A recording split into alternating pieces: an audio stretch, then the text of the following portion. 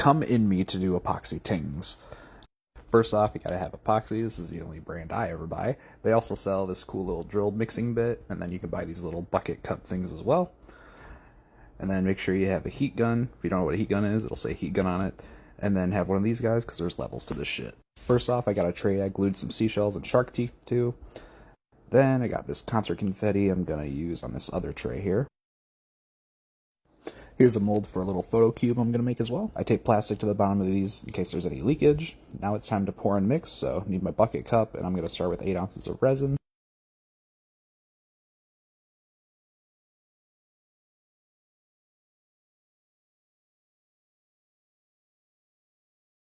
Then I'm going to do another 8 ounces of hardener.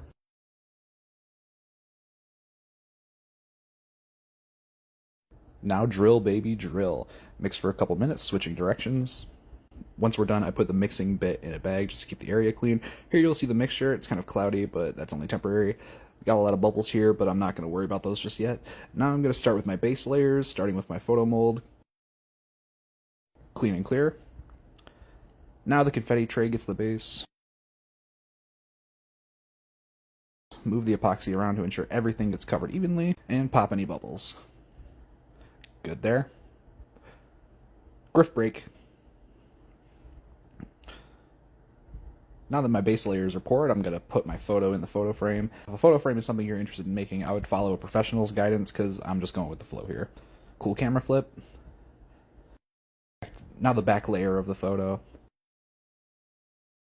We're going to set that aside. I place the confetti on the tray, and now I'm adding the last layer of epoxy and then making touch-ups and popping any bubbles.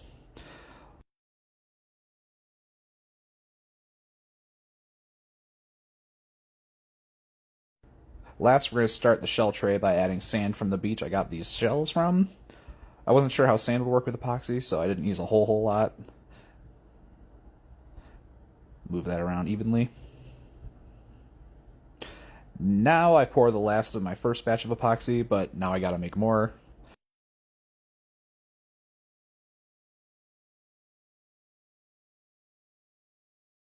I added some more sand off camera, and now I'm going to add my top layer of epoxy. Even that out, and finally, pop any bubbles.